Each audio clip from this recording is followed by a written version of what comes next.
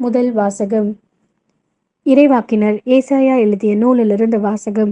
அதிகாரம் 26, திருவசனங்கள் 7 முதல் 9, 12 மற்றும் 16 முதல் 19.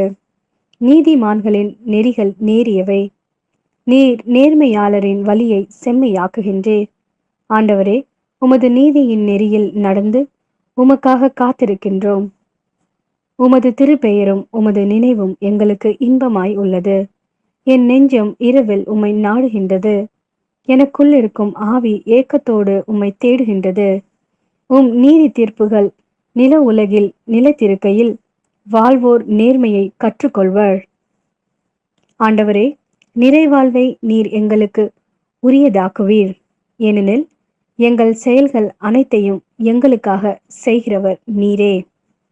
ஆண்டவரே, துயரத்தில் உம்மை தேடினோம். நீர் எங்களை தண்டிக்கும் போது உம்மை நோக்கி மன்றாடினோம்.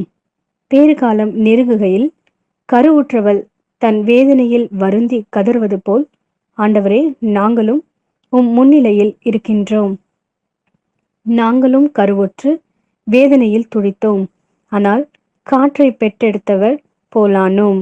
நாடு விடுதலை பெற நாங்கள் எதையும் சாதிக்கவில்லை.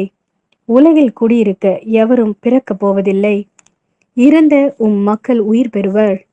அவர்களின் உயிரற்ற உடல்கள் மீண்டும் எழும். புழுதியில் வாழ்வோரே, விழித்தெழுந்து மகிழ்ந்து பாடுங்கள். ஏனெனில் நீர் பெய்விருக்கும் பனி ஒளியின் பனி, இறந்தோர் நிழல்களின் நாட்டிலும் அதை விழ செய்கின்றீர். இது ஆண்டவரின் அருள்வாக்கு. இறைவா, உமக்கு நன்றி. மத்தேயு எழுதிய நற்செய்தி. அதிகாரம் 11, திருவசனங்கள் 28 முதல் 30 வரை. மேலும் அவர், பெருஞ்சுமை சுமந்து சோர்ந்திருப்பவர்களே, எல்லோரும் என்னிடம் வாருங்கள், நான் உங்களுக்கு இளைப்பாறுதல் தருவேன். நான் கனிவும் மனத்தாழ்மையும் உடையவன். ஆகவே என் நுகத்தை உங்கள் மேல் ஏற்றுக்கொண்டு என்னிடம் கற்றுக்கொள்ளுங்கள்.